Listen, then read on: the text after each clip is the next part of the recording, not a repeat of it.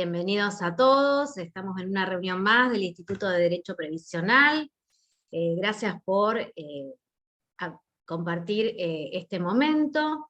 En esta oportunidad vamos a tratar un tema muy interesante que se refiere a las implicancias de la restricción de capacidad en el ámbito previsional, que es un tema muy interesante y muy actual, porque refiere, digamos, a la intersección entre lo que es el derecho de familia con respecto al derecho previsional, en donde recientemente se han dictado la resolución 30 del 2021 de la Secretaría de Seguridad Social y la circular 52 del 21 de ANSES. En primer lugar, vamos a tratar la implicancia previsional de la restricción de capacidad y luego la doctora Silvina García, que es jueza del Tribunal Colegiado de Familia número 3 de Rosario, nos va a, digamos, ilustrar acerca del procedimiento de restricción de capacidad. Recuerden que nuestra vía de comunicación es el mail insderechoprevisional@colabro.org.ar. Envíenos un mail allí para que nosotros podamos agregarlos a la lista de difusión e informarlos de todas las novedades. Y recuerden también que las guardias previsionales profesionales son los primeros y tercer jueves de cada mes, de 13 a 14 horas en la planta baja del Colegio de Abogados. Va a comenzar la doctora Patricia Costagrande para iniciar con la parte previsional. Patri.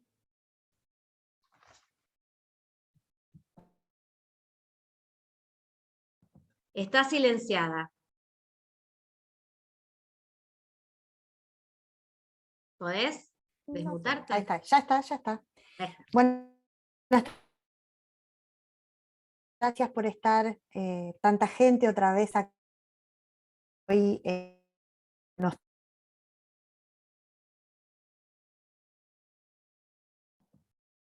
La perdimos. Patri, se corta. Se la doctora entrecorta. Silvina García que se ha prestado a ayudarnos.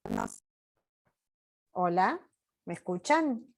Sí, se cortó, Patri, si podés volver a... No estoy silenciada, ¿me escuchan? No, pero se entrecorta la señal. Voy a ver si me cambio de lugar. A ver, esperen que pido asistencia. ¿Me escuchan ahora? Sí. Hola, ¿ahora sí? Se escucha. Perfecto. Bárbaro. Les decía que, volver a agradecerle a la doctora García que está acá para ayudarnos en esto de poder compaginar lo que es la justicia con la administración pública, que es ANSES. Voy a tratar de ser lo más escueta para no quitarle tiempo a ella, que es la que más sabe del tema. El origen de esta reunión o de este... Bueno, así reseña desde el año 2015 que que tenemos nuestro nuevo Código Civil y Comercial. Se han incorporado en él algunas reformas tanto de forma como de fondo respecto de la custodia y la garantía a los derechos de las personas con discapacidad. Además de esto, la Convención Internacional de los Derechos para las Personas con Discapacidad recomendó que el derecho interno tome las medidas tendientes a garantizar que las personas con discapacidad puedan gozar de sus derechos sin ningún tipo de discriminación y en igualdad de condiciones con cualquier otra persona. Esto hizo que la Secretaría de Seguridad Social, en diciembre del año pasado, sacará una resolución a donde le pide al órgano competente, que sería ANSES, le da algunas directivas para modificar algunas pautas respecto al otorgamiento de estos derechos. Estas modificaciones, algunas son de fondo, importantes, y que nos cambian mucho los paradigmas que veníamos ejerciendo nosotras los previsionalistas respecto de esto, y otras son unas cuestiones más bien formales. ANSES dicta en diciembre del año pasado una circular, la 30 del 2021, donde enumera ciertas pautas modificatorias de lo que teníamos vigente hasta el momento. La primera de ellas es que, a partir de la sanción de esta circular, cualquier persona mayor de 18 años con discapacidad va a poder pedir el beneficio de pensión derivado del fallecimiento de sus dos progenitores, de su padre y de su madre, de sus dos padres, de sus dos madres. Ya no más va a tener que elegir una de las dos pensiones para poder cobrar. Y esto trae aparejado el tema de médico cual se somete a las personas con discapacidad que solicitan el beneficio de pensión. Y al respecto, la circular manifiesta que si la persona está percibiendo el beneficio de pensión del progenitor fallecido en primer lugar, al solicitar el beneficio del progenitor fallecido posteriormente, no va a necesitar ser sometido a una nueva junta médica. Tampoco va a ser sometido a una junta médica si la comisión médica que determinó la incapacidad por la cual está percibiendo el beneficio de pensión determinó que su incapacidad estaba vigente o existía al momento de cumplir los 18 años, tampoco va a ser necesaria una nueva junta médica. Este es uno de los primeros paradigmas que se modifican sustancialmente. Otro de los puntos que también modifica de una manera importante es que a partir de ahora todos los hijos, hasta la sanción de esta circular, solo los hijos solteros mayores de 18 años discapacitados podían solicitar las pensiones derivadas del fallecimiento de sus padres. Ahora también van a poder solicitarla los hijos viudos o divorciados, acreditando estar incapacitados para el trabajo y estar a cargo del causante al momento del fallecimiento de él. Ahora le voy a pasar la posta a la doctora Valiente para que nos cuente qué es un poco esto del estar a cargo del progenitor.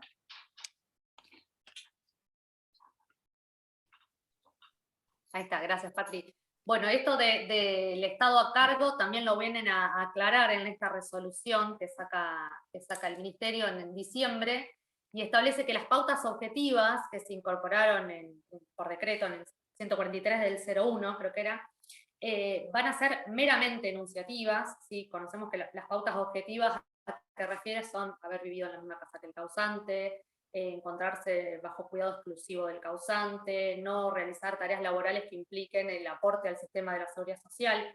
Todas estas pautas objetivas van a tener que tomadas en cuenta de manera enunciativa y se va a tener que hacer una valoración integral del hecho particular de cada caso, ¿sí? A los fines, ¿cuál? De saber con una certeza real cuál es el estado de necesidad de la persona que pide el beneficio y si realmente se encuentra en una inestabilidad económica que le perjudica o le realiza un menoscabo económico en su persona.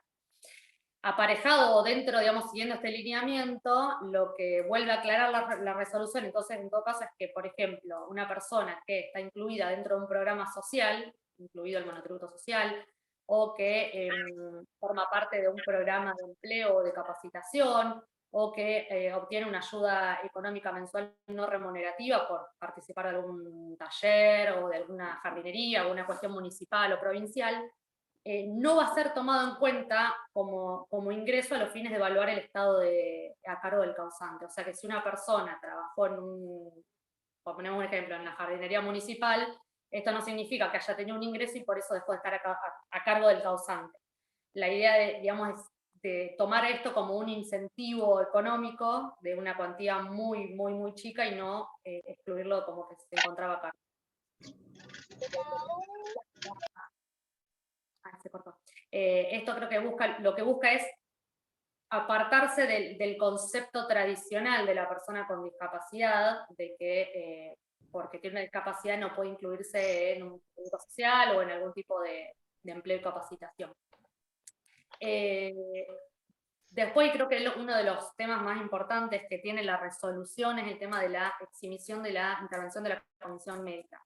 Creo que era el artículo 5, que establece que se va a eximir de la intervención de las comisiones médicas para determinar el grado de incapacidad de la persona que solicita el beneficio previsional, cuando esa persona ya tiene una sentencia que declara la incapacidad, y en esa sentencia, por el artículo 37 del Código, se establece que la patología que le dio origen es o anterior o contemporánea al hecho que genera el beneficio.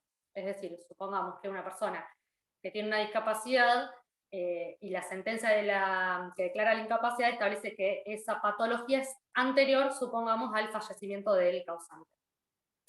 Además, establece y aclara la circular que, además de establecer la fecha de la patología de origen, debería establecerse de manera específica la autorización tanto de tramitar como de percibir por parte del curador o curadora designada.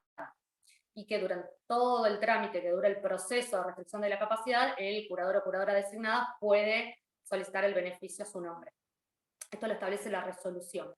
Lo que sí, después la circular, la 52, lo que aclara es que esto siempre y cuando tengamos una sentencia que declara la incapacidad. No así para las personas que tienen una sentencia, pero que se les otorgó un sistema de apoyo. En este caso no se va a eximir de la intervención de las comisiones médicas y inefectiblemente van a tener que concurrir y depender del dictamen.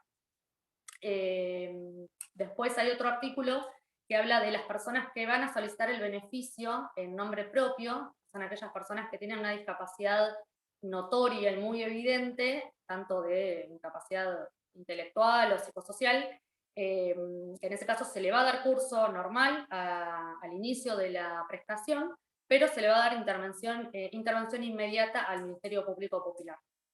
Y por último, bueno, la resolución lo que hace es invitar tanto a las cajas profesionales como provinciales e institutos de previsión social a remodificar o por lo menos encuadrar su normativa en miras a esta resolución que sacaron en diciembre. Y aclarar, Patri, no sé si lo dijiste, me parece que no, cuando ya no tienen que optar entre beneficio de la madre o del padre, algo novedoso también que establece la resolución es que tampoco tienen que optar por el beneficio propio que ya estuviera percibiendo la persona con discapacidad. Sí. Siempre y cuando obviamente la normativa de ese beneficio que están percibiendo no sea incompatible con el goce de otro beneficio. Pero pasa muy seguido que tienen una pensión no contributiva y no pueden gestionar, supongamos, la pensión por fallecimiento porque es incompatible. Bueno, ahora según la resolución podrían mantener la propia y solicitar, por ejemplo, la pensión de alguno de los padres. Eso creo que lo aclaraba la circular. Sí. No sé, Mari, si bueno, ya... no sé si que, bueno, a raíz de estas circulares es que se nos ocurrió invitarla a la doctora García para que nos cuente un poquito cómo desarrollar de la manera más eficiente un trámite de curatela para que los tiempos de la justicia no nos demoren en la solicitud de los beneficios y tratar de hacerlo lo más prácticamente posible para que la persona con discapacidad logre acceder a su beneficio en la menor cantidad de tiempo posible. Así que bueno, doctora García, si quiere, el micrófono es todo suyo.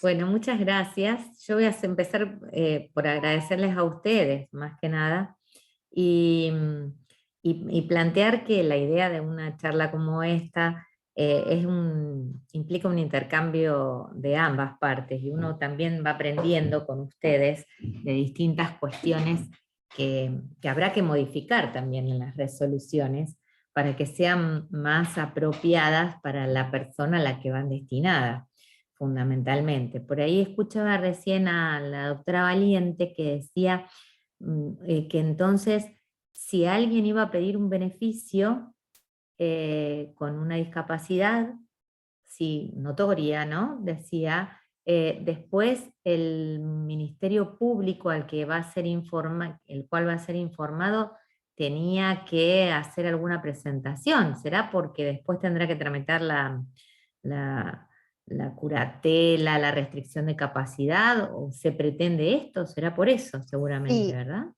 interrumpo un segundito. La circular lo que dice es que si la persona va por derecho propio y la incapacidad es evidente, ANSES no puede negarse a iniciarle el beneficio.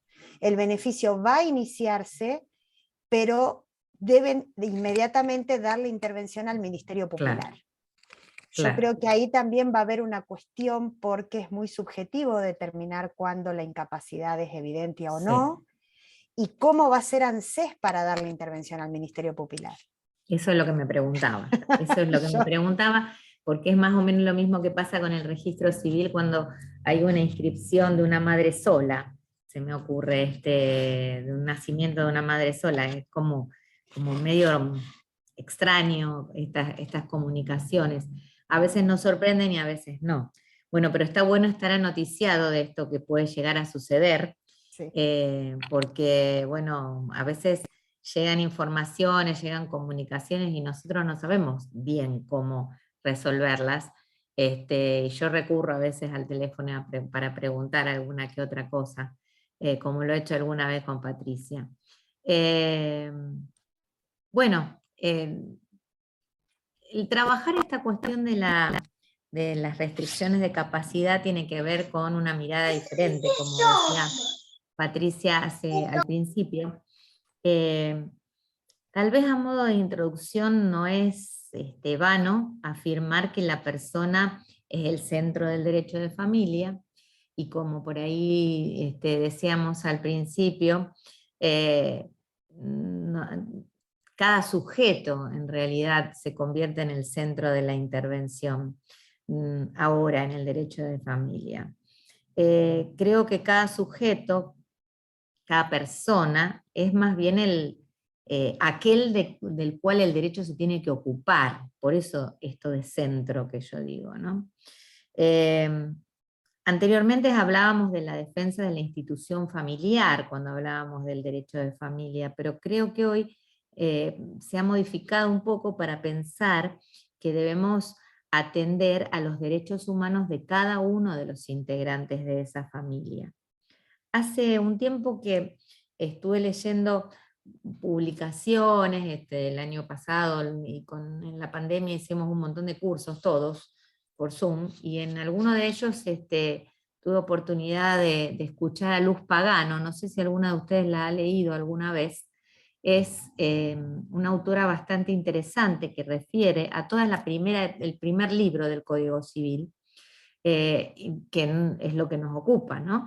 Y Luz Pagano tiene un trabajo interesante también que se llama, a ver si yo me acuerdo, los procesos de restricción de capacidad, justo se llama, en un material muy interesante de una mirada procesal del derecho de familia. Claro, el proceso desde el punto de vista de Buenos Aires, de lo federal, pero la verdad que es una persona muy estudiosa en estas áreas, y coincido con la reflexión que ella hacía en uno de sus trabajos, que decía que hay una paradoja en estos últimos tiempos, que resulta que el derecho de la familia, o de las familias, como nos gusta decir a los que andamos por estos rumbos, es en realidad hoy el derecho de cada uno de los individuos.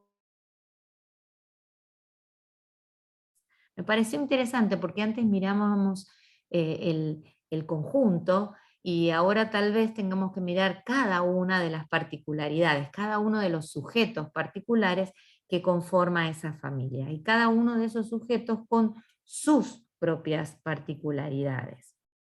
Claro, como decía Patricia, estos cambios comienzan allá por la última reforma del 94, y se concretan tal vez en el Código Civil y Comercial nuevo, que nuevo, ya no tan nuevo, digamos, ya tenemos como 6 años de Código Civil, pero en este último código, esta última reforma, que traduce todo lo que se venía trabajando a nivel internacional. Pensamos juntas, porque a ambas partes, a lo que hace a lo judicial y a lo que hace al trabajo habitual de ustedes, estos cambios, estas modificaciones implicaron que se transforme la mirada del derecho interno, la mirada del derecho privado, para hacerlo más constitucional y convencional, decimos.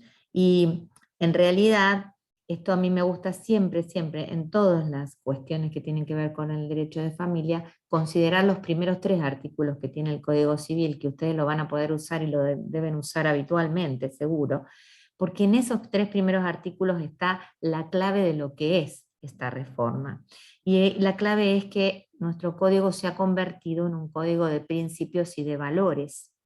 Y en esa idea de principios, el código de principios, importa que la codificación ya no es una estructura cerrada, limitada, sino que en realidad se trata de algo mucho más flexible que va a atender a cada una de esas particularidades. Por eso es importante y por eso creo que estos encuentros implican aprendizajes mutuos, tienen que implicar aprendizajes mutuos, si no volvemos a un esquema rígido que no es el que se pretende. Desde ese punto de vista y partiendo de esa idea, me parece que hay que pensar en la restricción de capacidad sobre la base de, por lo menos al principio, de 3 artículos. Si vamos a lo que dice el Código Civil, tenemos el artículo 31, el artículo 33 y el artículo 36. Del 31, ¿qué es lo que me interesa tener como consideración? En el 31, que define las reglas generales, tenemos que tener en cuenta lo básico, lo que todos sabemos. Sí, que la capacidad es la regla general. Aun cuando una persona esté internada es capaz. Aun cuando esté en algún espacio o un momento, esté transitando un momento difícil de su vida, por una cuestión de salud mental o por una cuestión física compleja, la regla básica es la capacidad. Yo estoy acostumbrada a ver presentaciones que rápidamente me piden, sobre todo de hijos que rápidamente me piden, cuando generalmente hay algún dinero que controlar, me piden rápidamente cuando hay una ACV y estamos todavía en ciernes, rápidamente aparece la restricción de capacidad. Y en realidad tenemos que pensar que la idea general o el principio general es que hay capacidad y que toda restricción a la capacidad es excepcional. Y requiere además de ese proceso del cual vamos a intentar conversar. De ese artículo 31, entonces yo me llevo eso, que la persona, que la clave o la regla general es que hay capacidad, que la restricción es la excepción. Me llevo también que la persona tiene derecho a participar en el proceso judicial. Eso es algo que antes no se consideraba.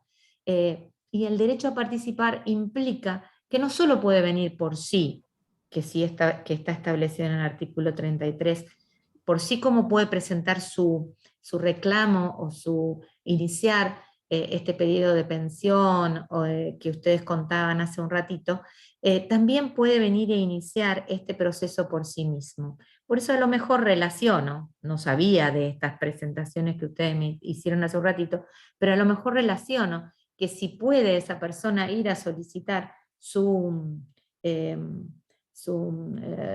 pensión, también podría venir o indicarle al ANSES que deberá iniciar, además de gestionarle ese trámite, tal vez debería informarle que podría presentarse por sí mismo a reclamar en la sede judicial su restricción, este trámite de restricción.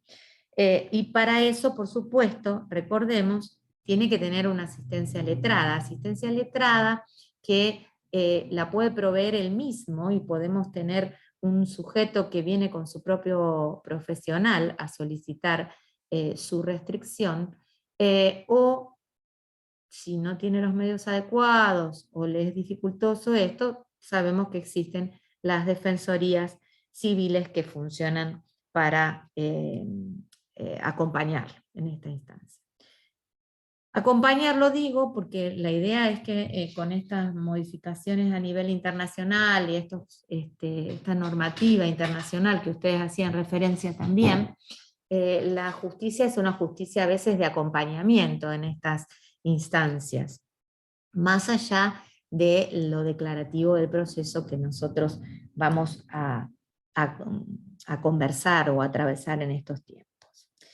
El artículo 33, además del 31, yo me quedo con el 33, que habla de la legitimación, que ustedes sabrán, como dije, el propio interesado lo puede pedir, como consecuencia de esto también su cónyuge o su conviviente, mientras esa relación se mantenga, es decir, mientras estén casados o mientras hayan convivido, mientras estén conviviendo.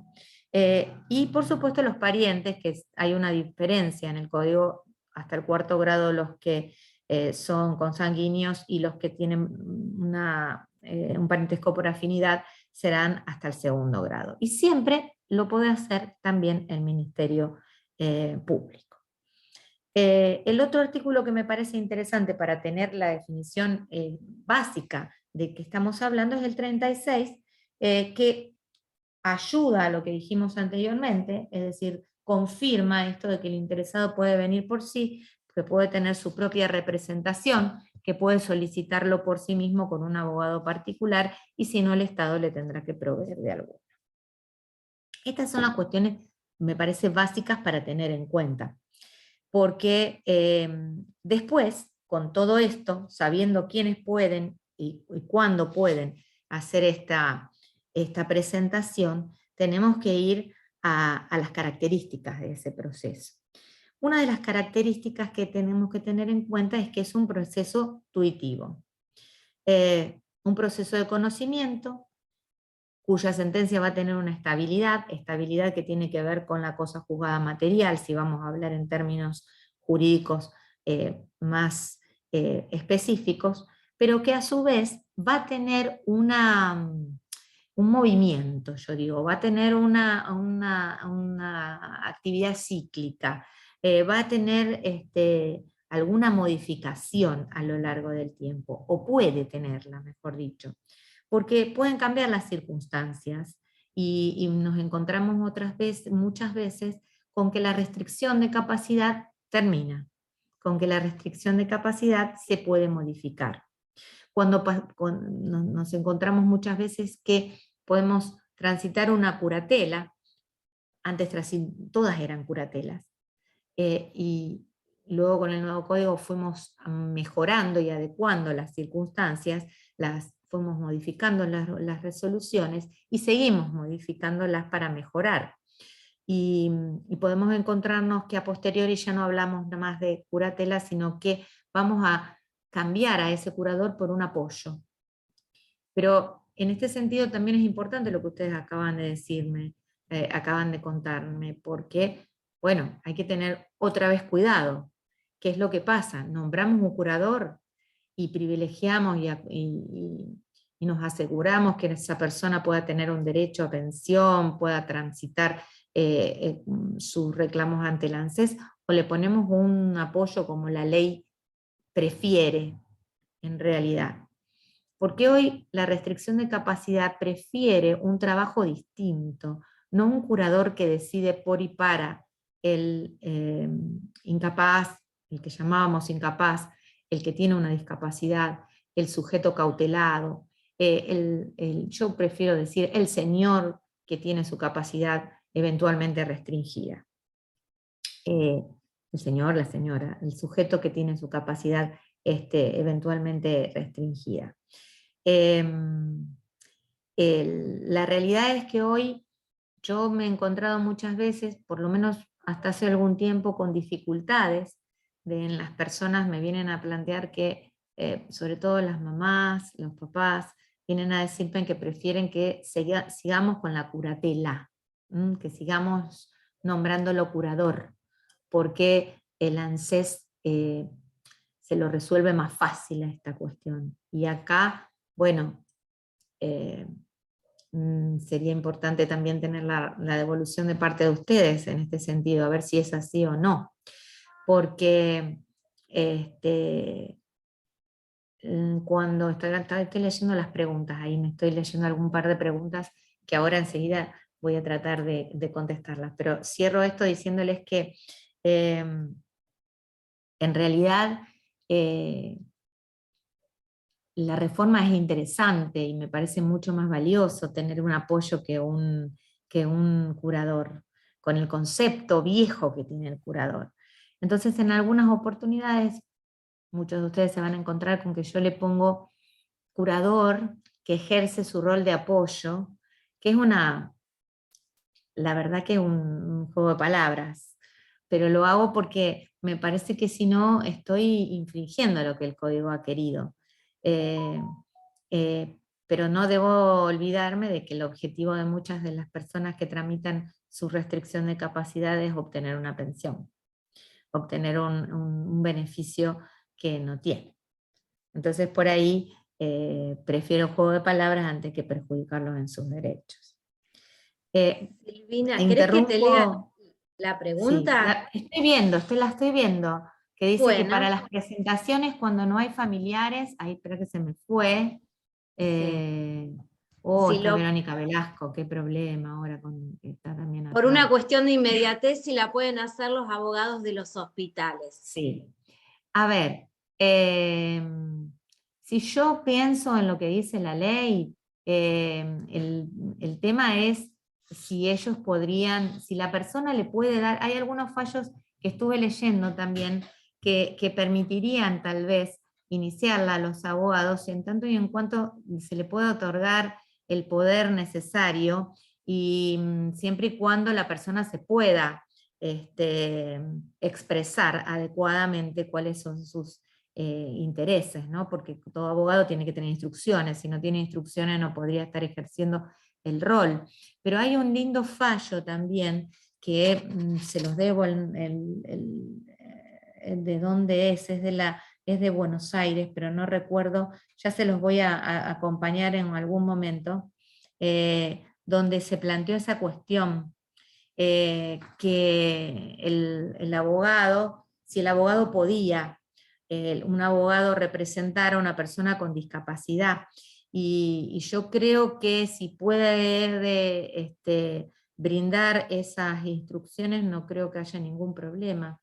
Y si no, podría ser la presencia, se me ocurre, que tal vez podría ser la presentación judicial y después acompañarse y nosotros sortearle una defensoría para solucionar el problema, porque a veces los abogados de los hospitales también tienen la dificultad, sí pueden actuar rápidamente, pero después tienen sus problemas con la institución a la cual pertenecen, ¿no?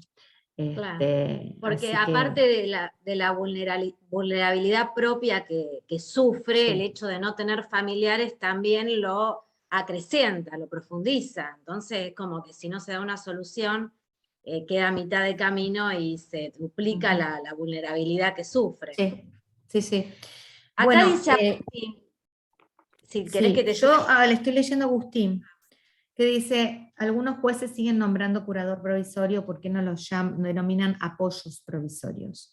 Bueno, yo algunos jueces no, yo creo que todos lo hacemos, voy a decirlo con, con, con los reclamos que me puedan hacer en tal sentido. Hay varias cosas que yo estoy viendo que tenemos que cambiar y que incluso ahí Verónica Velasco también me ponía el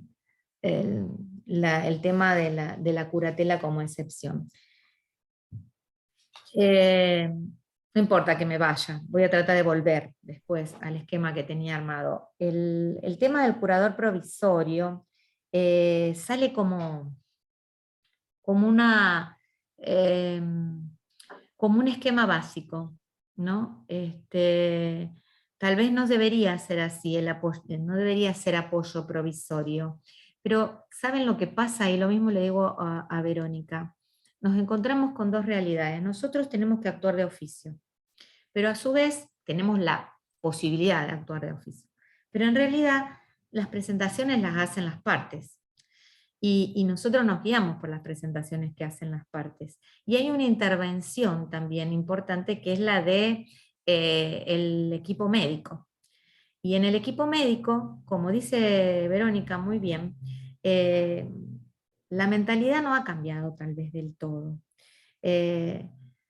La, la mentalidad no ha cambiado más que la mentalidad no ha cambiado ni siquiera la terminología, digo, porque la mayoría, como hablábamos con Verónica específicamente hace algún tiempo, la mayoría de los informes que nos llegan hablan de una restricción en la designación de un curador.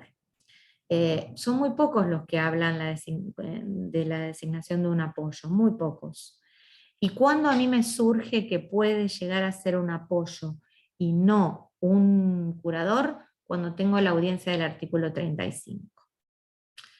Por eso vuelvo a la organicidad que me había armado, si se quiere, ¿no? Una cosa que no me quiero olvidar es cuán importante es poner y dejar delineado en la presentación judicial el domicilio de la persona requerida de protección. Porque muchas veces, no solo porque determina la competencia, ¿no? Sino porque además no se olviden que nosotros tenemos que hacer un recorrido, tenemos que tener nosotros le pedimos a los trabajadores sociales que hagan una visita, podríamos hacerla nosotros eventualmente alguna vez lo he hecho, deberían los médicos ir cuando se los solicita, entonces bueno, me parece que eso también se los tenía que recordar porque es muy importante. Sí, Verónica, claro que sí, yo sé cuán defensora de los derechos de las personas con discapacidad lo sos, pero claro que hay que hacer camino y hay que empezar a trabajar y destrabar algunas cosas. Y ahora voy a decir algunas cosas más que me han surgido en estos últimos tiempos para que vayamos investigando, más allá de lo previsional. Con esto que tiene que ver con la restricción de capacidad. Bueno, después de tener todas estas pautas, estos recaudos formales, digo yo, para una presentación de una restricción de capacidad, incluida la cuestión de la competencia, tenemos que considerar estas cuestiones relativas a qué va a pasar, qué hago primero yo, juez, con esa presentación. Van a ver que en la mayoría de los casos, hablo especialmente en lo que al colegiado 3 corresponde, pero todos más o menos hacemos cosas parecidas.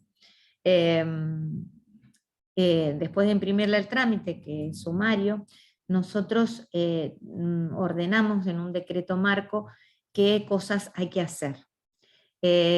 Específicamente, nosotros tenemos en nuestro juzgado designadas dos prosecretarios y uno de los secretarios trabajan específicamente en las cuestiones de capacidad. Entonces, porque nos pareció que era necesario que haya una persona que lleve todo el trámite y que revise todo esto para hacerlo más ágil también y para que no nos falte nada cuando los llevamos al Ministerio Pupilar, que después a veces nos complica algún poquito el desarrollo del proceso. Bueno, con todo eso entonces habría que cualquiera de ustedes que hace una presentación tiene que controlar o leer o considerar lo que le ponemos en el primer decreto de trámite, que es bastante específico y que tiene que ver con todos los pasos que tenemos que hacer. El paso 1, que sería dar la intervención al defensor general, de lo cual se ocupa el juzgado directamente. El informe ambiental del trabajador social, que en la mayoría de los casos lo hacemos a través del equipo único de trabajo social, y que es muy importante, también lo mandamos nosotros, en nuestro caso. No sé lo que sucede en los otros juzgados, después me gustaría que me cuenten. El informe ambiental o socioambiental que le mandamos a hacer, tiene como objetivo no solo verificar la situación de la persona con discapacidad o cuya restricción se pretende, porque ojo que muchas veces nos encontramos con, vuelvo a insistir, ya lo dije antes, con situaciones que no merecen la posterior restricción, y que son iniciadas con quién sabe qué objetivo, bueno o malo, pero nosotros tenemos que verificar esa situación y el primero que me la verifica es el trabajador social. Y ese trabajador social también me dice, y yo le pido que me indique si la persona está en condiciones de que yo le tome la audiencia del artículo 35.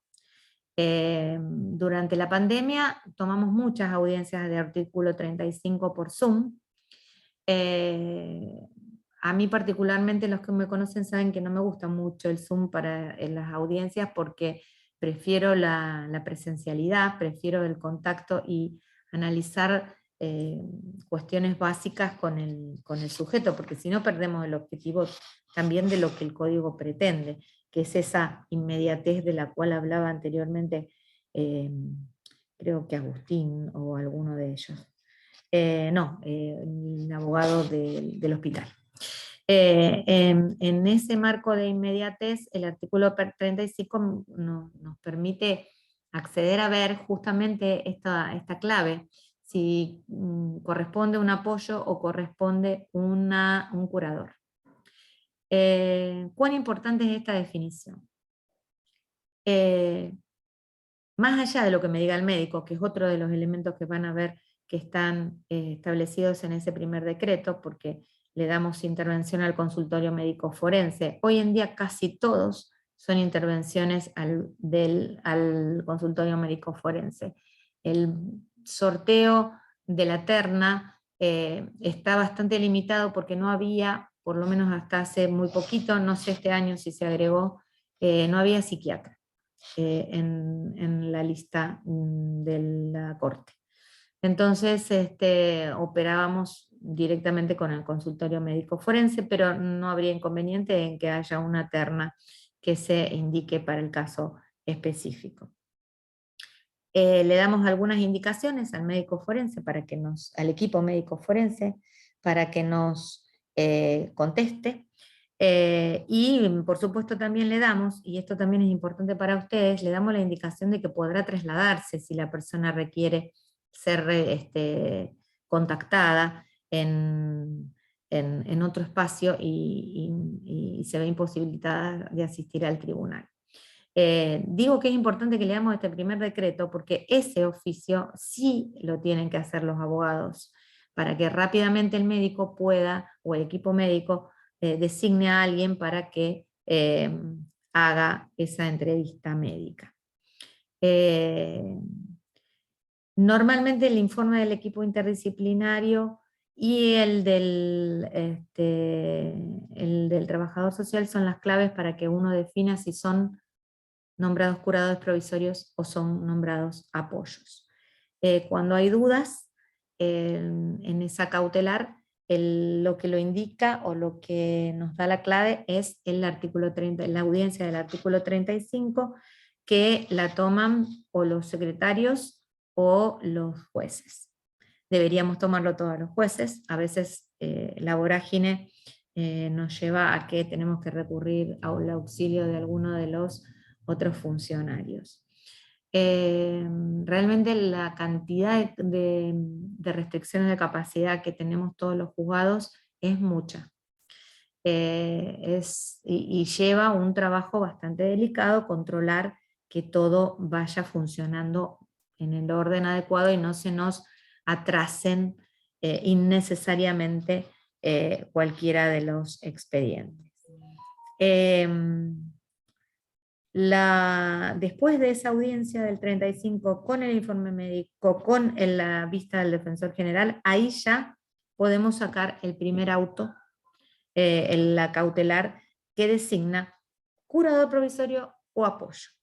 Si yo quiero y estoy convencido en la presentación, que lo que requiere la persona a la cual por la cual estoy solicitando esa restricción de capacidad, y yo estoy convencido que necesita un apoyo, hay que decirlo con claridad y acompañar los fundamentos por los cuales ese apoyo es tal y no requiere de un curador. Porque, como decía Verónica, el criterio generalizado es la curatela. La idea general que está en la cabeza de todo el mundo es la curatela. El discapacitado necesita un curador. Y esto entiendo que no es así. Pero bueno, tendremos que cuidarnos en función de lo que ustedes relataban anteriormente.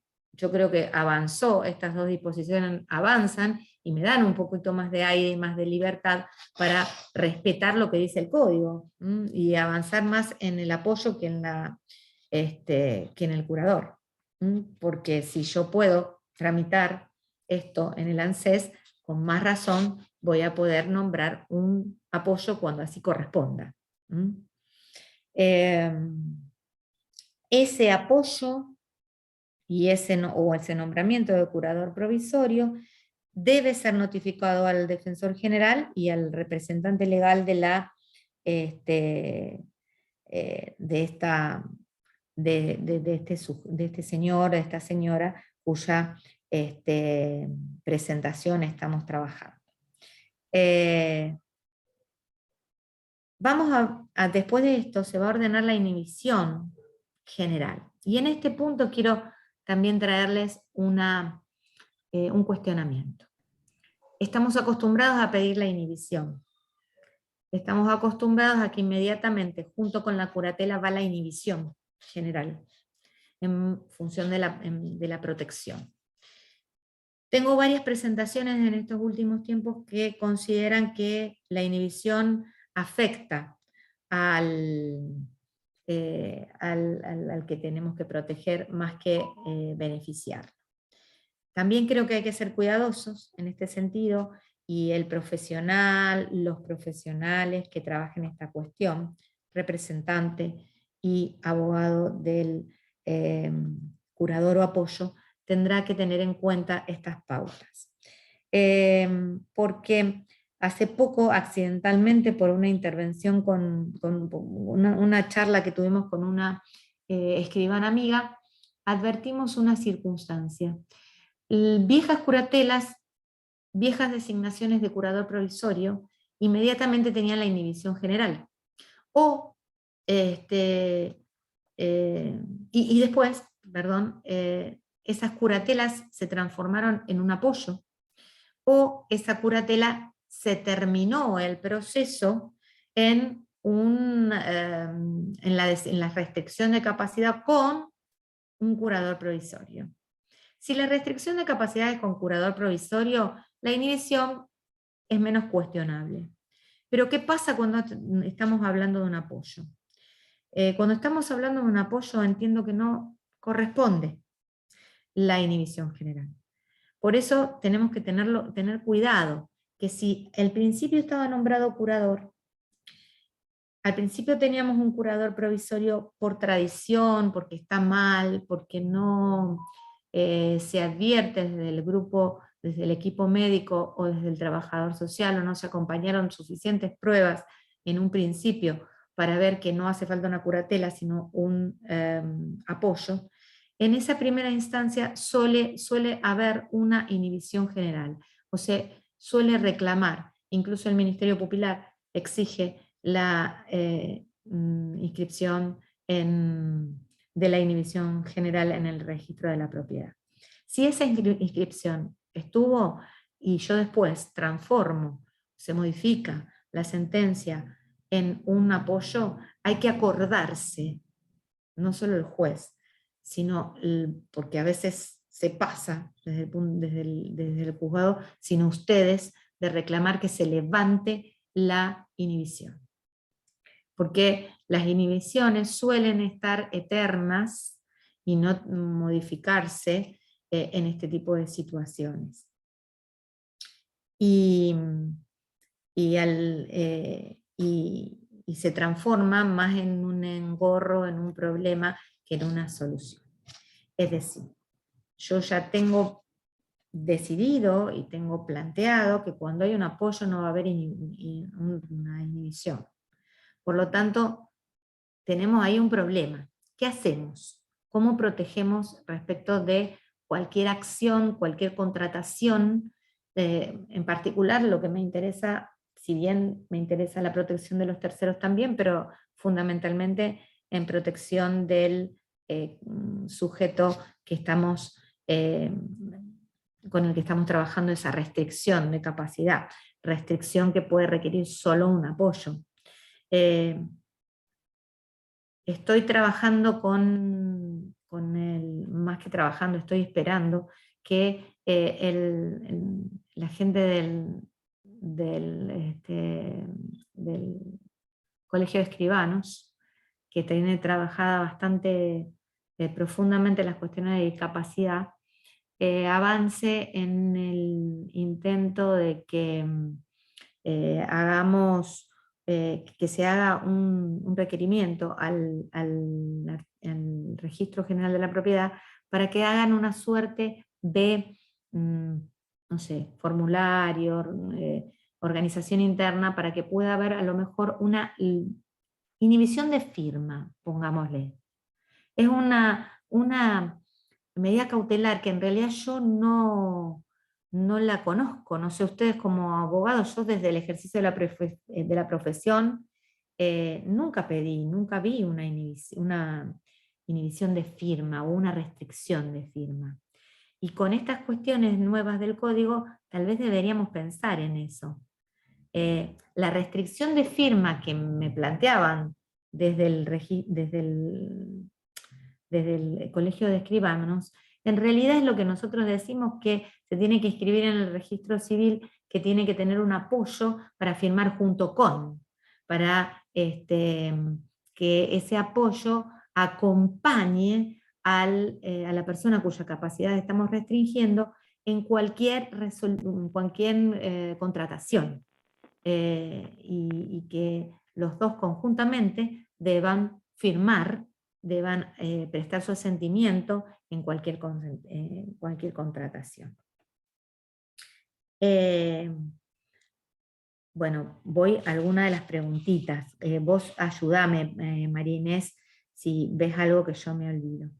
Ahí estoy viendo, claro, dice Pamela que a veces el geriátrico después pide la curatela. Claro, ese es el problema, que tenemos que ordenar, hacer coordinar, como decía Verónica, ambas cosas. Digamos, todas las cuestiones que tienen que ver con la discapacidad. Lo que les pasa al sujeto, aquellas administraciones y el Poder Judicial que tiende a proteger a esta persona, y a su vez el ANSES, que también custodia los dineros del Estado para evitar darles, digamos, beneficios a quienes no corresponden. Hago esta mirada así porque a veces se dan tantas cosas que no corresponden que uno se enoja cuando le ponen trabas a una persona con discapacidad para obtener un beneficio, ¿no? Bueno, Natalia Arancibia, hola Natalia, me dice ahí en qué momento se da esa audiencia. La audiencia del artículo 35 puede estar en dos momentos. Al principio puede estar en varios momentos, mejor dicho. El primer momento es cuando nosotros sacamos la primera resolución, la de la curatela o apoyo provisorio, porque es la que define. La que define qué cosas puede hacer y qué necesidades tiene la persona con discapacidad. Esa audiencia del artículo 35 solemos pedir que vaya la persona con su representante. Cuando está designado el representante, el abogado que tenga o el defensor que lo asista,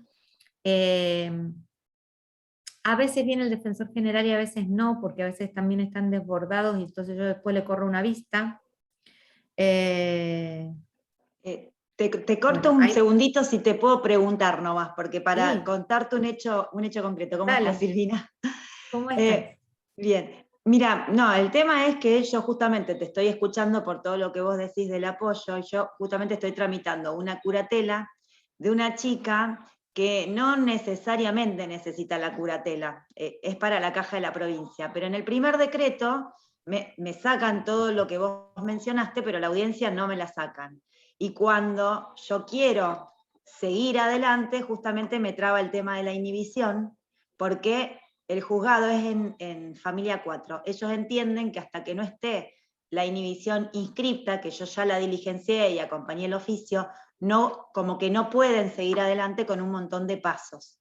Entonces, logré, encima ella está con un beneficio en la caja de la provincia, con que le iban a sacar la obra social de IAPOS, entonces tengo una cuestión bastante complicada que no puedo avanzar, y la audiencia no la tengo. Entonces, si a lo mejor hubiera sido que yo hubiera pedido apoyo, porque obviamente en la formalidad pedí curatela, no pedí el apoyo, yo ahora me doy cuenta cuando el papá me dice que en realidad ella sabe hacer muchas cosas de las cuales uno no lo sabía en el inicio. Entonces digo, ahora a lo mejor sería el momento que yo pida la audiencia y a lo mejor me la da el juzgado. Sí, yo diría que sí. Ahí me dice Verónica, justamente vinculado con lo que vos decís. A ver, no puedo hablar por otros juzgados, porque no sé cómo se organizan en su estructura interna. Yo voy a decir lo que yo creo y lo que considero que debe ser. Sí, tal vez, Natalia, tendrías que haber dicho que era un apoyo para que no te exigieran esa inhibición. De todas maneras, esto que les estoy contando de la inhibición general es algo que me surgió a mí por otra circunstancia. Es típico, le voy a poner ese nombre, es típico que es tradicional que pidamos todos la inhibición general. Cuando yo escucho y me llega esta inquietud, inmediatamente lo analicé, porque vuelvo a decir, todo esto van siendo cosas nuevas y, y vamos modificando lo que vemos que está mal. Yo inmediatamente les dije a mis 3 secretarías, digamos, esta discusión. No sé qué va a pasar con esto que yo dije, pero claramente si lo pensamos racionalmente, una persona que requiere un apoyo, se supone que el apoyo tiene que acompañarlo en las decisiones. Y en la custodia y la protección en las contrataciones que haga, tiene que ver con ese apoyo. Por lo tanto, inhibirlo en realidad no sería lo más importante.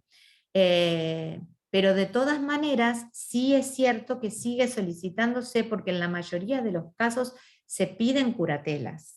Se piden y se dicen, se piden y se resuelven curatelas. La verdad es que sí.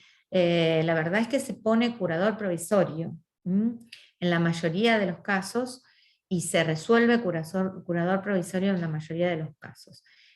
Tengo pocos abogados, tengo pocos profesionales que vienen desde el vamos a decirme que es un apoyo.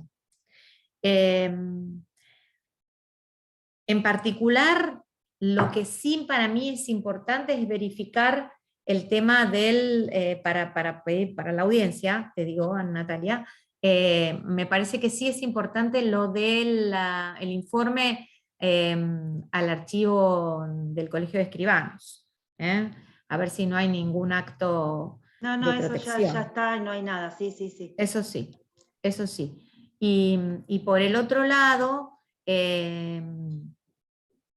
esto es para mí, esto que yo les traje, se los traigo como algo, una novedad para mí, porque sinceramente me hizo pensar y analizar que para qué vamos a pedir la inhibición. Y si la hicimos, hay que en algún momento levantarla. Ahora vi la mano levantada de Vero, pero voy a leer esto que, perdón, si era Agustín y no era Agustín, pero me salía Agustín y yo dije ese nombre. Si el paradigma actual es la plena capacidad de la persona al momento de nombrar curador o apoyo provisorio, y siendo que aún no está desarrollado en la totalidad del proceso, no se produjeron pruebas que van a determinar la verdadera capacidad del sujeto. Sí, probablemente debería designarse provisoriamente el apoyo, pero todo depende de cómo es la presentación también. Yo vuelvo a insistir, en la mayoría de las presentaciones no se pide apoyo. En la mayoría de las presentaciones el abogado el defensor, el abogado del hospital, o quien sea, nos pide una designación de curador provisorio. Y a veces es por una cuestión de urgencia, me dicen, por una cuestión de una internación, como decían anteriormente, y se hace como inminente y necesario. Entonces tal vez es un error, sí, lo reconozco, pero solemos nombrar rápidamente el curador provisorio y no un apoyo.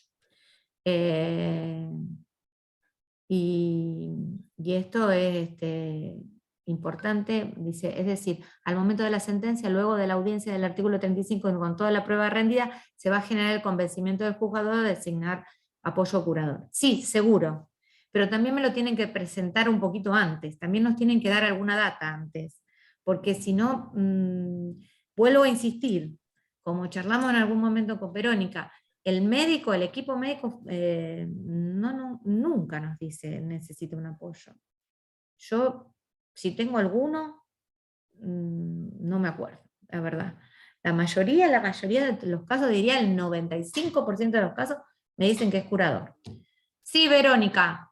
Sí, A ver, mirá, ¿está yo te silenciada? quiero decir, yo ¿Alguien que la...? hago muchas curatelas, porque yo Dale. me dedico a hacer amparo de salud, entonces, bueno, también el juzgado federal, para hacer curatelas, para hacer un amparo de salud, pedir una medicación, te pide la curatela que no corresponde, ¿no? Claro. Vamos, empecemos por ahí ya. Estamos Y te la encerrados pide en en esta 3 días, historia. que presente en 3 días una curatela. Vamos, empecemos por ahí, ¿no? Lo que yo quiero decir, cuestiones prácticas, ¿no? Yo Bueno, perdóname. Sí. Perdóname, Vero, justamente esos son los casos en que muchas veces vienen a pedirme la curatela, Sí. y lo hacemos medio no, absolutamente a los piques. Sí. Y yo lo que he pedido en esos casos, sí, muchas colegas tuyas que hacen amparo en salud, me han venido a pedir eso, un nombramiento de curador provisorio rápidamente, y lo hacemos medio a los ponchazos, esperando que después con la prueba se pueda determinar con más claridad. Cuando esa Sí, persona podría firmar, casos, por ejemplo, un síndrome de Down podría firmar la demanda, por ejemplo.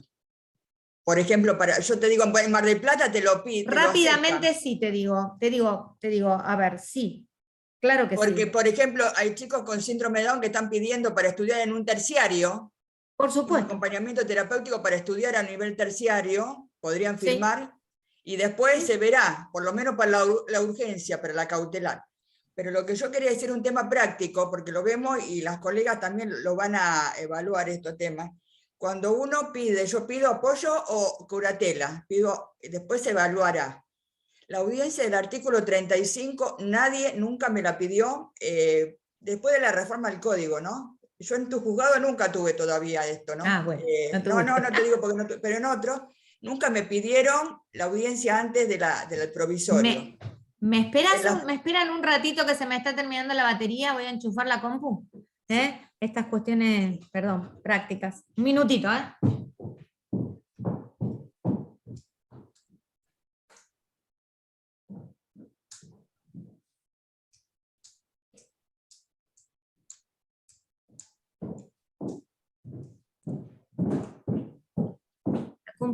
La compu es mía, pero me la usan acá, claramente, como en todas las casas, todos. Entonces, ahora está desenchufada y tengo que ver si la puedo enchufar. Es entendible. Son cosas bueno, que hijos. pasan.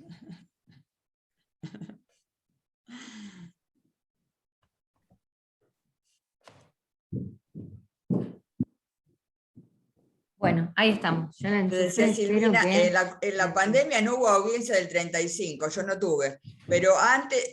después, en la pandemia no pusimos audiencia del 35. Bueno, pero se sigue igual, en la misma modalidad, no me están pidiendo más audiencia del 35, que a mí me gusta, porque es la manera, como vos decís, de conocerla. Y si me la piden 2 días antes de la sentencia. O sea, pasé por todo el proceso y no se conoció a la persona.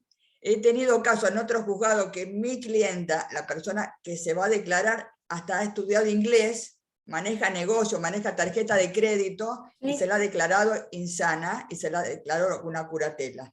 A lo que yo voy, la falencia que yo veo en el tribunal, las trabajadoras sociales yo veo que trabajan muy bien, y cuando está la lista también los psicólogos, lo que pasa es que son breves digamos, a veces las entrevistas, ¿no? Se tiene mucha paciencia a veces, porque a veces la persona con discapacidad que va a la entrevista por ahí se pone nerviosa, es todo muy rápido, ¿no? El consultorio forense, porque yo he estado, porque a veces me meto, porque como hago, me meto o escucho las evaluaciones, y te preguntan a veces, porque vos no estás, Silvina, y vos no sabés a veces las evaluaciones cómo se hacen, y te preguntan cuánto sale el kilo de tomate, puntualmente. Entonces vos le decís, no sé. Yo soy incapaz, entonces, no soy, sé, ni siquiera entonces tengo te curador. dicen, no Yo sabe el valor absolutamente del no. dinero. Sí. Y te hacen la cruz el no saber el valor del dinero. Entonces, lo que yo voy es que estamos frente al modelo médico. Para que vuelva Silvina, que sigue con la computadora. Sigo con la compu, pero te estoy escuchando, mirá. Ah, bueno. Pero te quiero decir, cuando llega al juzgado el informe, no es real con la situación. Entonces el juez no tiene en sus papeles la realidad. No sé si me hago entender. Cuando vos lees el informe, no sabe el valor del dinero, vos lees una situación que no es la real. Y después, no, la realidad, es verdad lo que vos decís. Yo les pregunto, ¿qué les pregunto? A veces charlamos en realidad claro. yo nunca le pregunto. Pero si no tenés audiencia del 35, como en otros juzgados, no te enteraste. Y por otro lado, lo que yo también te quería decir, que hacer como estoy ahora yo, para hacer un cambio de curatela o una restricción, es muy costoso. Y los clientes por ahí no tienen dinero a veces también. Y tenés que caer otra vez en el consultorio forense nuevamente, porque no hay dinero. Entonces, mucha gente cae en el consultorio forense. Y lo que yo la mayoría de los que tengo caen ahí, ¿eh? La mayoría de los que tengo van es necesario hacer un cambio en el consultorio forense. Yo te lo digo realmente porque yo estoy todos los días luchando con esa forma de evaluación. Si vamos a hacer un análisis, debería ser un cambio en varios equipos del tribunal, en varios equipos que tienen que ver con el Poder Judicial, que no es algo que lo podamos hacer nosotros. Claro, pero no tiene que ver con los jueces ni con los trabajadores sociales. Y sacar de afuera de la lista, pagar 2 IUs a cada profesional, que son 6 IUs, muchas personas con discapacidad no lo tienen. Es mucho, es mucho. Esa evaluación hice yo. Esa evaluación hice yo particularmente, hicimos nosotros, digo, y la mayoría de los casos vamos al cuerpo médico forense, la verdad. Por eso es lo que quería aportar un poco el tema real de los costos más los honorarios de los abogados. Es un tema que yo lo veo. Bueno, volviendo a eso, vos fíjate una cosa. Además, una de las cuestiones que se exigen para llegar a la sentencia definitiva, hay 2 problemas que yo advierto, que muchas veces nos quedamos con la provisoria y no llegan a la definitiva rápidamente, pero porque no se impulsa. Porque si vos advertís, y lo mismo con lo que decía Natalia anteriormente, hay que pedir, hay que presentarse y hay que reclamar. Porque uno puede tener más o menos, digamos, apertura, pero si al juez no le reclamás, el juez, muchos jueces por lo menos, se achanchan en las decisiones, porque termina siendo una cuestión de, y es una crítica a mí misma, hay muchas de acá que me conocen, y otras que no, pero yo me critico a mí misma muchas veces, porque terminamos haciendo sentencias todas iguales, calcadas, y no es así, cada una tiene que ser diferente. Si no lo hacemos así, no estamos respetando lo que el código quiere.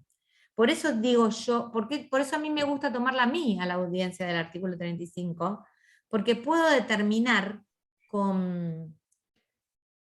no absolutamente, pero tener una visión mucho más clara de cuáles son las necesidades Y ahí se me plantean muchas veces todos los cuestionamientos de ese papá. La mayoría, los que tienen cuestionamientos son más, la mayoría los familiares que están interviniendo, porque eventualmente hay alguna que otra persona que aun cuando no es de los que pretende, legitima el código, también se transforma en curador, porque hay situaciones excepcionales que deben considerarse, pero la mayoría son familiares. Y ese familiar tiene un montón de dudas y un montón de temores, y hay muchas mamás que plantean, pero a ver, si a mí me piden un curador para la internación o para algún trámite que tiene que ver con el ANSES o para alguna prestación, como vos decís, Vero. La realidad es que te piden una curatela, y si no llevas la curatela, todo te es mucho más complicado, más difícil.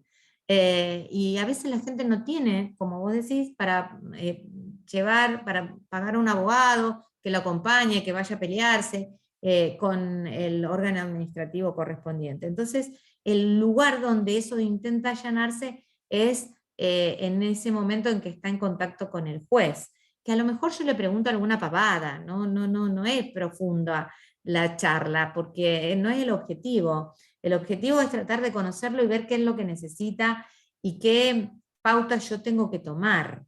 Y por ahí hablamos de las cosas que puede hacer, y por ahí otras cosas en las cuales se insiste mucho, es que, en que puedan avanzar en las terapias de apoyo. Claro. No en el apoyo, no en el apoyo en sí mismo, sino en las terapias de apoyo. Las terapias, porque sí. La gente no, a veces, bueno, con esto de la pandemia también se ha quedado mucho Sí. esas situaciones, el ir al centro de día, el poder trabajar las habilidades de las personas. Eso se ve muy limitado, más allá de la cuestión económica, que lo limita también, porque para trabajar las habilidades tiene que tener posibilidad de transporte. Y ahí está la otra cuestión que hay que insistir, asesorar, reclamar. A ver, señora, tengo mamá, a veces me escucho y parezco como el pediatra, como la señorita maestra, que le digo, señora mamá, acuérdese del certificado de discapacidad, que lo veo acá, que está por vencerse. Y todo este tipo de cuestiones que son las Es que muy colaboran. importante eso. Porque también, bueno, ustedes saben que el certificado de discapacidad tiene mala fama también, en muchos casos. Entonces, como yo creo que es algo muy valioso, insisto mucho también en esa situación. Otra cuestión que, supongamos que tengamos allanado la cuestión primaria, del apoyo o del curador provisorio, que me gustaría que tomen esto que yo les pido y que pidan lo que realmente ustedes consideren que sea valioso.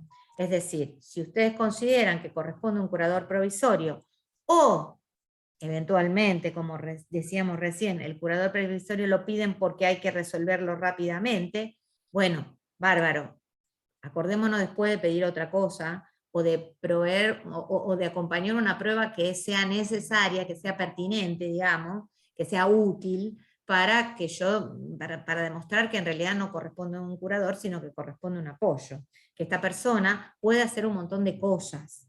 Pensemos que, como decía Vero hace un rato, hay muchas personas que trabajan, por ejemplo, hay muchas personas que trabajan en la municipalidad, y que a lo mejor se inicia una medida de estas características o una cautelar de apoyo o al principio solo eran de curador provisorio, pero he tenido algunas que eran de apoyo, porque recuerdo una que se presentó porque la persona tenía una novia. Tenía una novia y le usaba la tarjeta. Y le cobraba todas las cosas le gastaba toda la plata que él percibía con ese sueldo.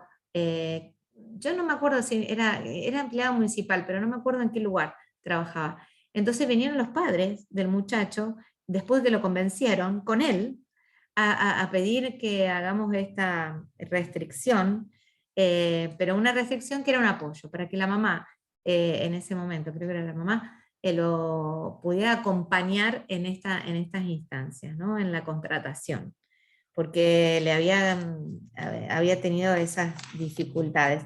Y a veces, bueno, uno tiene que entender esas situaciones, y ahí, ahí me pidieron directamente el apoyo, lo sacamos siempre como apoyo, porque además si no lo sacábamos como apoyo lo perjudicaba en su contratación en la municipalidad.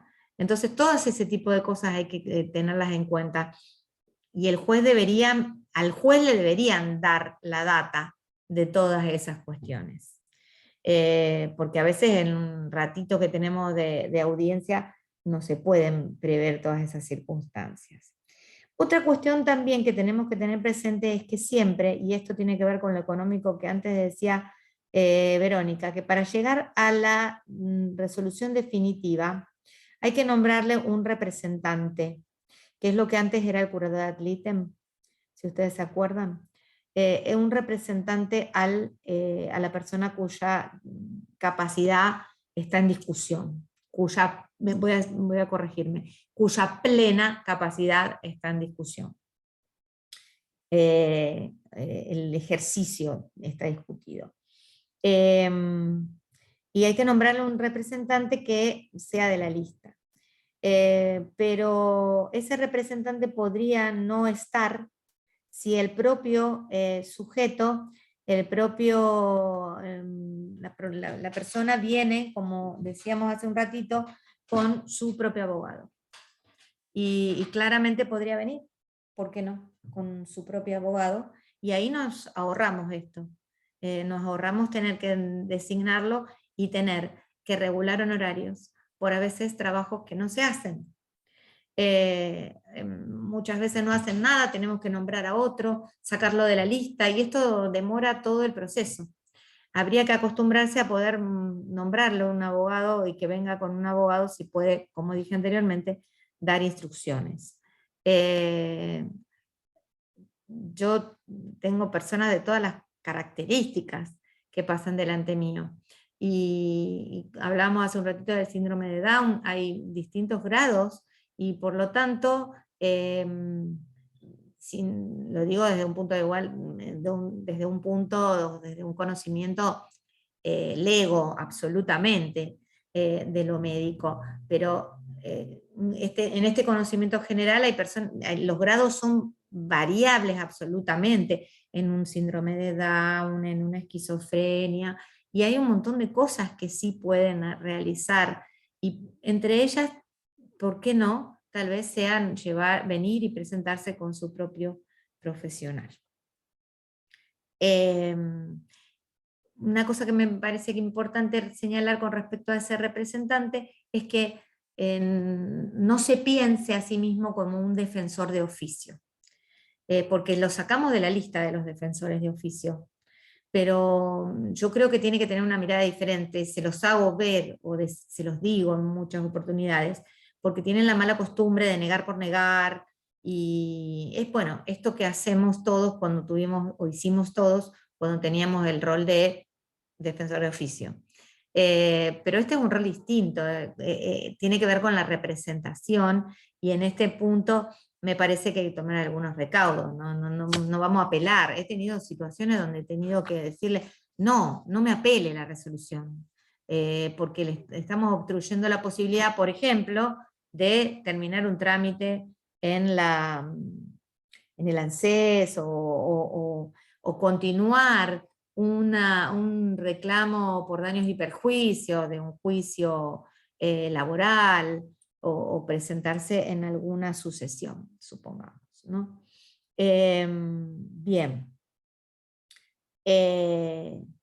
Todos ellos, tanto el representante como el curador o apoyo designado, tienen que aceptar el cargo. Hay que acordarse de todas esas cosas y hacerlo todo rápido, por lo que decían anteriormente, para no demorar. Acordarse cuáles son todas estas etapas que yo les digo, para que entonces puedan acceder más rápidamente a esa resolución, y posteriormente, cuando tenemos una definitiva, no olvidarse también de la inscripción en el registro civil. Porque tal vez en esa primera instancia o durante un plazo de 3 años, que es cuando esa resolución tiene plena vigencia, digamos, no pasa nada. Pero el problema es cuando cumplidos los 3 años nos encontramos con la revisión de la sentencia. O en estas etapas de pandemia que nos hemos encontrado con un montón de expedientes que estaban, como decimos nosotros, muertos absolutamente, que estaban en el archivo, que estaban paralizados. Hay muchos expedientes que estaban en el archivo porque el papá, o que los tenían en la casa, la familia, porque antes se los llevaban, y lo tenían en la casa sin haberlo terminado nunca, o terminado con curatela de la de antes, ahora vienen y me dicen, no, pero a ver, advierto que el muchacho o la chica pueden hacer un montón de otras cosas, y yo tengo que tener una mirada diferente. Entonces, cuando viene el expediente, advierto que hay que modificar una serie de cosas. Y por ejemplo, no estaba nunca estuvo inscrito, porque en realidad siempre debió inscribirse en el registro civil, pero nunca nadie lo hacía. Y esa inscripción la exige el Ministerio Pupilar para las rendiciones de cuentas, que es un tema que también les compete a ustedes, porque muchas veces el beneficio lo cobra el familiar que lo solicita, y esto también debería hacerse saber o requerirse al juzgado. Digo como algo que no es estrictamente necesario, pero lo que abunda no daña. Entonces deberíamos también informar esta situación para que en la resolución quede claro.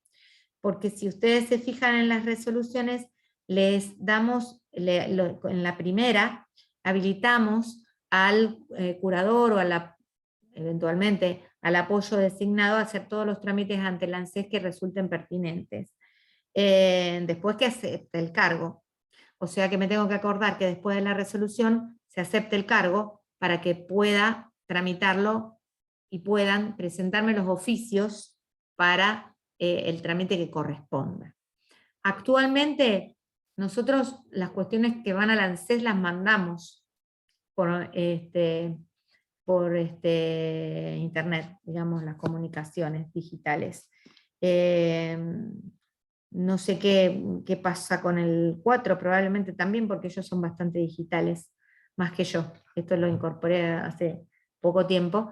Y si no, bueno, para presentar a ustedes el oficio correspondiente, acordarse que tiene que estar aceptado el cargo. Después de esa primera etapa, yo veo que se lentifica todo el expediente. Nos quedamos con hacer las rendiciones de cuentas y no se llega a la sentencia definitiva.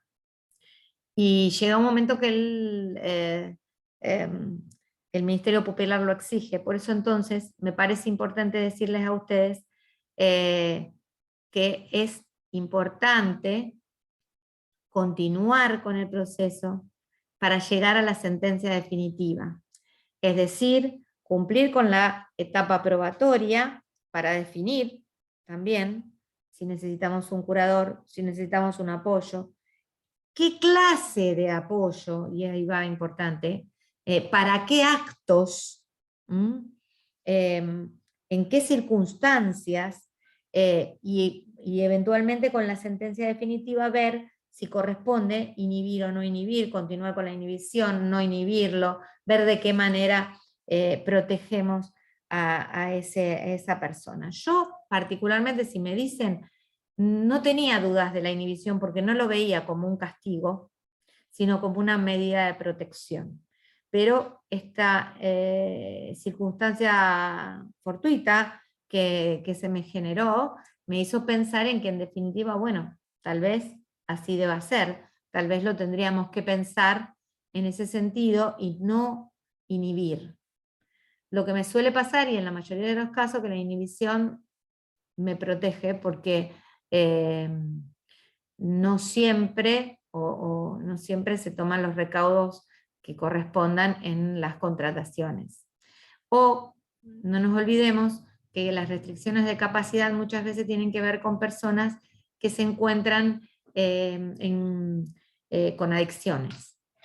Entonces los adictos a veces, bueno, ponen en juego los bienes o pocos bienes que tienen, y a lo mejor sí conviene que tengan un apoyo, pero yo no sé si no habría que inhibirlos, porque yo veo particularmente en los casos que a mí me han tocado, muchas situaciones donde se ponen en riesgo sus ingresos, sus bienes, y bueno, a mí me preocupa eso fundamentalmente. Bueno, cuando tenemos la primera resolución, también hay una cosa que hacemos, es correrle una vista al Ministerio Pupilar, y el Ministerio Pupilar, digamos, designa, exige, mejor dicho, que se inventaríen los bienes. A mí a veces me parece irrisoria ese planteo, porque bueno, claro, lo tenemos que poner, pero en la mayoría de los casos no hay muchos bienes, sino que todo este proceso se realiza para gestionar o tramitar un beneficio, como ustedes decían, o para resolver una prestación que no se cumplimenta. Bueno, entonces estábamos, resolución provisoria, nombramiento, designación del representante, aceptación de cargo del representante. Inmediatamente después de la aceptación del cargo del representante hay que exigir, si el juzgado no lo hace, que se corra traslado de la demanda, porque ese representante tiene que contestarla. Ahí, al contestarla, trabada que queda la litis, con la apertura a prueba, llegamos a poder desarrollar toda esa etapa probatoria, que en realidad la principal ya está hecha, y yo no la hago hacer de nuevo. Tenemos por costumbre ya dejar la anterior, el informe anterior del equipo interdisciplinario o del equipo del Poder Judicial. Eventualmente, si hay una terna designada, probablemente el primero, puede suceder que el provisorio lo resuelva el consultorio médico forense y que después haya una terna. Podría suceder. Yo creo que por economía procesal, por rapidez, con el informe del equipo médico podría subsanarse el problema. Entonces, cumplida la etapa probatoria, que por ejemplo, si yo tuviera que hablar de apoyo, no acompañaría solo el informe médico, sino que acompañaría todas las habilidades que tiene, prueba de todas las cosas que hace, los cursos, lo que decía recién Verónica, puede una persona estudiar idiomas, dar eventualmente clases, haber terminado la escuela secundaria, estar desarrollando un terciario, todo eso sirve como para evaluar y definir si vamos por la curatela o vamos por un curador provisorio, la designación, una restricción de capacidad con curador provisorio, o vamos con una restricción de capacidad con un apoyo. O vamos por ninguna y no restringimos nada. Porque podría suceder. O podría modificarse en el tiempo.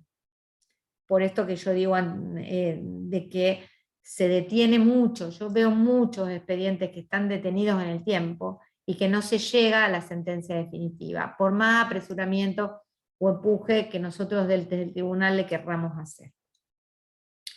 Bien, cumplida la etapa probatoria, si todo va bien, alegato mediante, vista el defensor mediante, tenemos los autos para sentencia y ahí sale la sentencia definitiva. Pero toda esta etapa después de la provisoria hay que impulsarla un poco y hay que apresurarse a hacerla. No detenerse simplemente en las rendiciones de cuenta.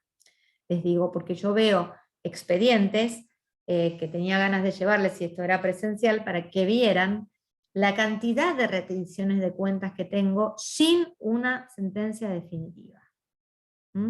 Porque nos impulsa, porque no se reclama, porque voy y lo pido y el representante no aparece, y bueno, y nos encontramos con estas cuestiones.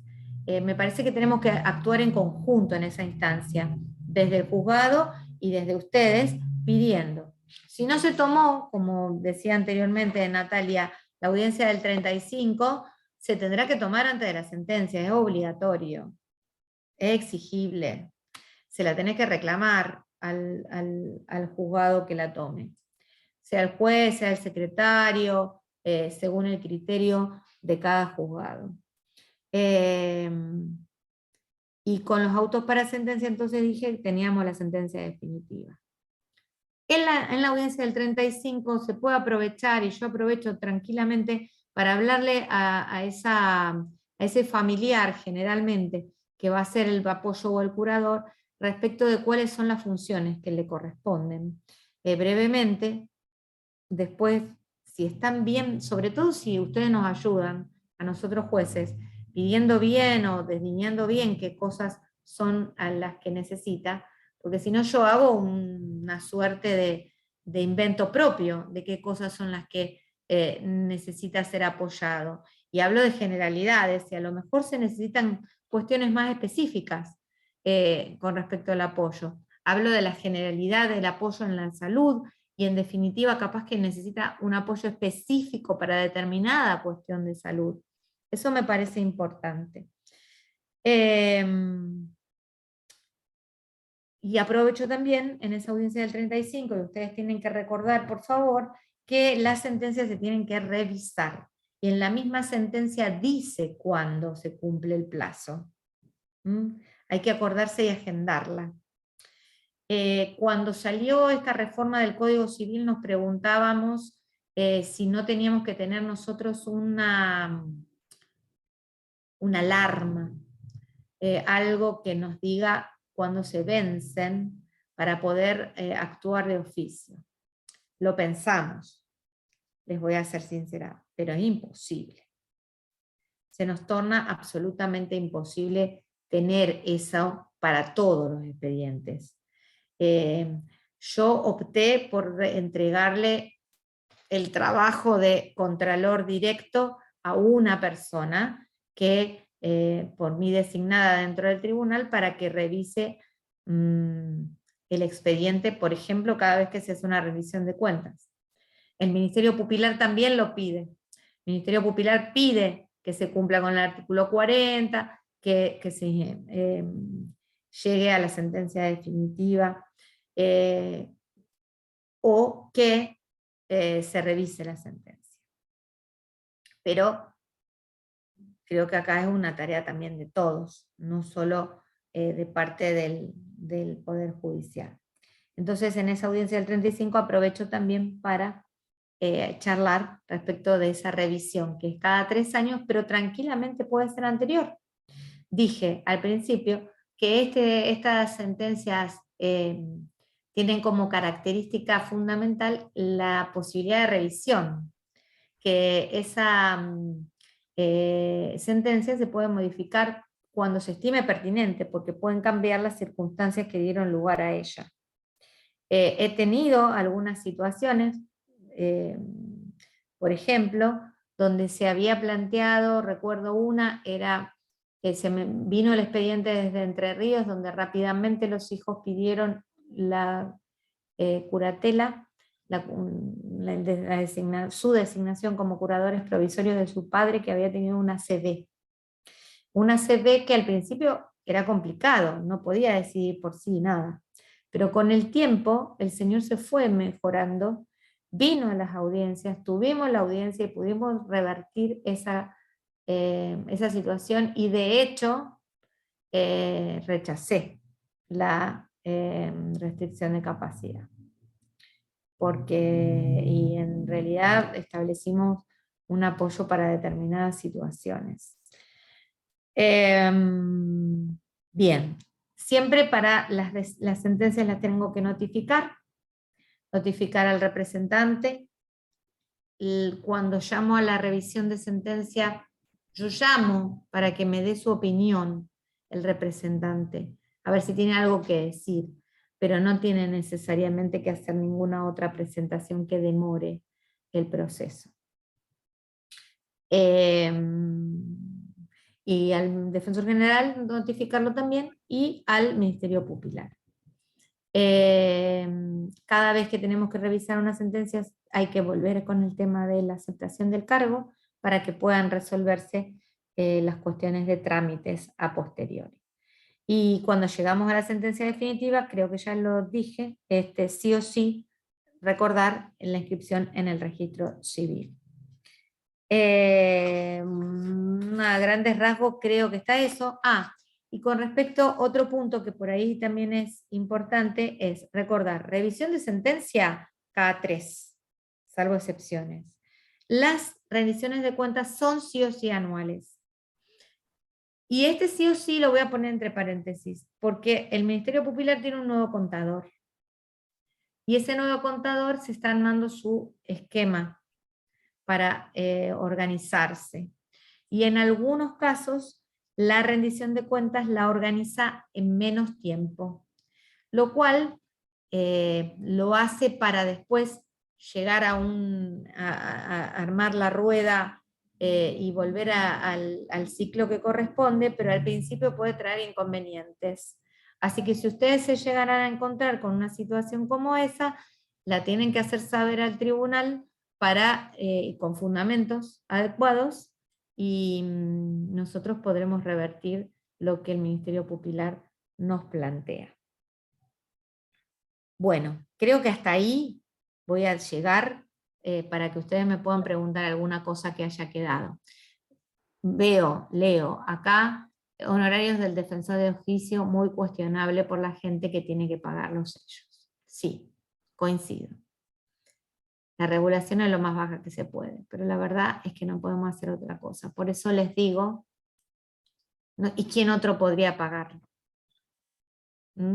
Por eso por ahí hay que ser claro para ver si no es necesario a lo mejor una pobreza, para que pueda nombrarse un defensor público. Buscar el acompañamiento de un abogado particular, que a lo mejor con el abogado particular podés negociar otras cosas en cuanto a sus honorarios, en cuanto a lo mejor alguna persona allegada. Sí, a mí me duele cada vez que lo tengo que hacer, les digo la verdad. Cada vez que tengo que regular el honorario a algunos defensores, sobre todo algunos representantes que no entendieron el camino, bueno, me duele, pero bueno, no me queda otra, no tengo otra solución. Bueno, no sé, yo estoy abierta para que ustedes... a plantearte una cuestión. Volviendo a la circular nueva esta de la que hablábamos al principio, en una de las opciones nos dice que no van a exigir junta médica de ANSES cuando se pide una pensión para un hijo mayor de edad con discapacidad, si la sentencia de restricción de la capacidad establece la fecha probable desde la cual la persona padece esta incapacidad. Eso normalmente se fija en la sentencia, se ponen las fechas desde la reforma del Código Civil especialmente. En las sentencias, yo me parece que me traje algunas, en las sentencias nosotros tenemos por costumbre poner lo que dice el informe del equipo médico interdisciplinario. El equipo médico interdisciplinario lo dice normalmente desde estoy tratando de recordar, ¿no? Desde la primera infancia, desde temprana edad, pero ahora que vos me decís esto, yo creo que deberíamos tener presentes estas situaciones y a lo mejor pedirle específicamente que lo pregunte, que lo informe, porque a ustedes les va a ser necesario. Sí, a lo y mejor que vale esto que vos nosotros me decís. Sí. lo pidamos específicamente, que en la Sí, sentencia... sería importante, me parece, por cualquier cosa que en algún juzgado no lo hagan, o que el médico tal vez no lo vea como, como algo muy Sí, importante o muy trascendente, o que lo dé por obvio. Entonces, me parece que ahí sí, y no solo en la definitiva, estoy pensando que eso debería estar en la provisoria también, y lo deberíamos tener incorporado. El porque momento a partir del generalmente cual. nosotros iniciamos los beneficios con la provisoria y la Sí. finalidad de esto es tratar de evitar que a la persona la lleven a una nueva junta médica en el ámbito de ANSES. Claro. No, mira, a mí me parece, se me ocurre que lo tendrían que decir específicamente. Nosotros lo podemos empezar a adoptar. Yo todas las cosas que me voy enterando, así como dije lo de la inhibición, esto también será charlado mañana con los encargados de controlar los expedientes. Pero me parece que todo lo que ustedes puedan decir en sus presentaciones es importante, porque uno no sabe para qué van dirigidas las restricciones de capacidad. Siempre. Algunas pueden ser destinadas a la protección integral, otras no.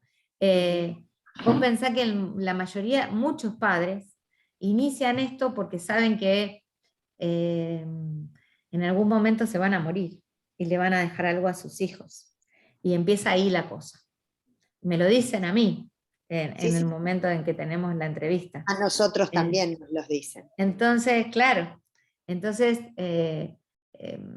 ahí es donde me parece que hay que reforzar esa cuestión. Ahora con esta resolución, que me la vas a mandar, Patri, por Sí, favor, después para te que yo la tenga en cuenta, me parece que vamos a tener que considerarlo.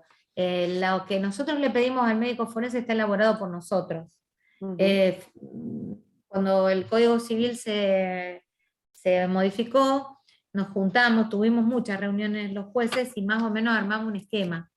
Y en ese esquema quedó esto de las preguntas, digamos, que le hacemos al médico forense, o qué cosas nos tiene que informar. Pero no sé si en todos los casos lo pone, y si no lo pone, habrá que pedírselo. Sí. Si no lo pone, estoy tratando de buscar en alguna definitiva. Yo estuve mirando varias que dice. tengo, pero son todas muy viejas y no, en ninguna lo dice.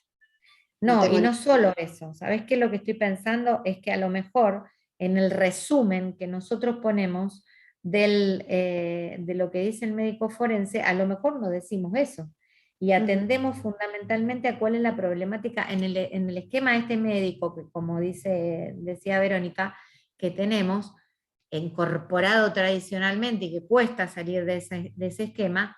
A lo mejor nos basamos más en las cosas que puede o no puede hacer que en esta cuestión.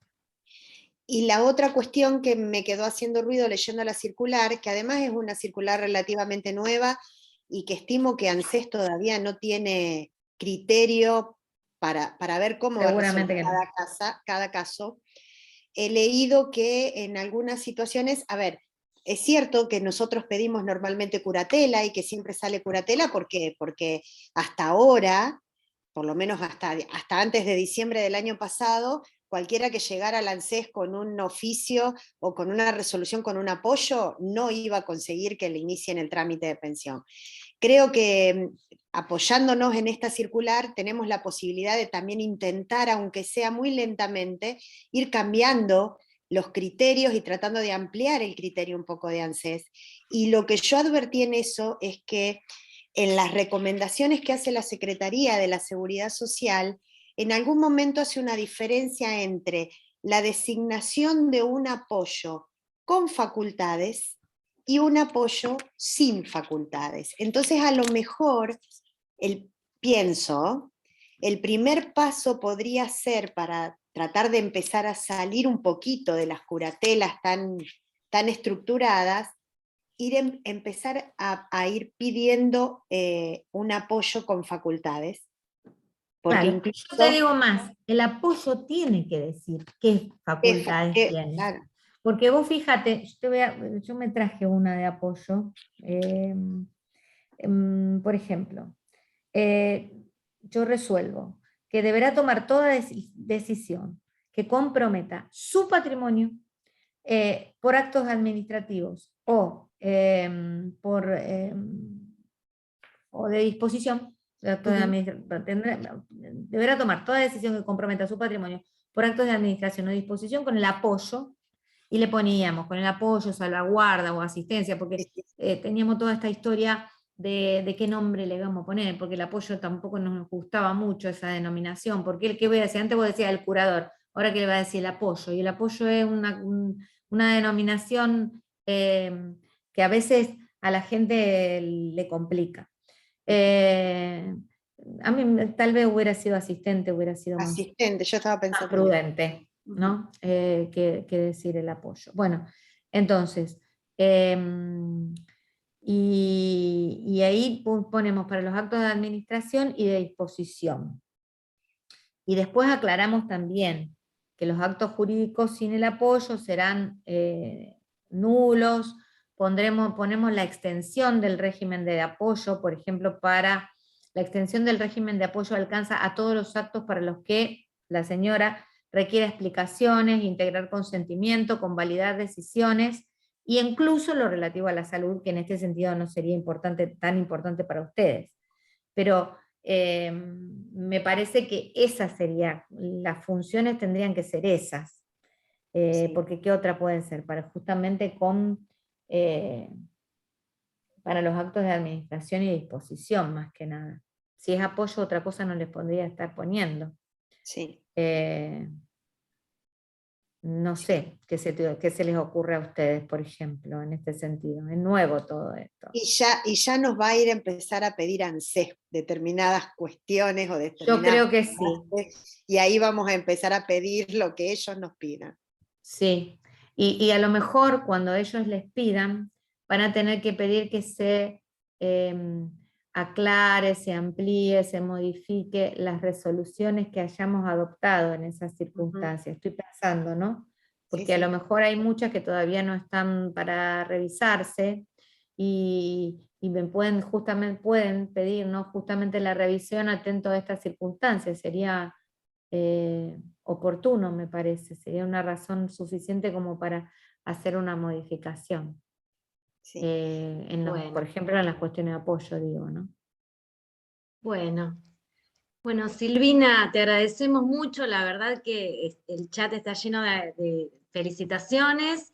Ya vamos a volver a convocarte cuando ya esta resolución se vaya aplicando, vamos a volver a convocarte. Lamentablemente nos quedamos sin tiempo, porque podríamos seguir hablando, pero ya tenemos el Zoom hasta las 21 horas, así que bueno, agradecerte de parte del instituto, y todas aquellas personas que tengan dudas, porque ya no nos queda tiempo, que las envíen al mail, y nosotros le vamos a estar respondiendo.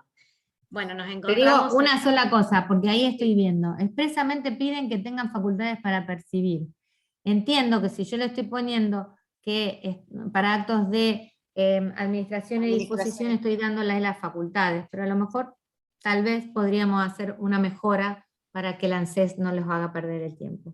Ya iremos viendo sobre la marcha que nos piden. Bueno, yo espero que cualquier cosa que ustedes vean que vaya apareciendo, me las cuenten para mejorar, y les agradezco a todas ustedes y espero que les haya servido de algo. Y cualquier duda que tengan desde el ámbito judicial y quieran consultar, el instituto está a disposición para colaborar.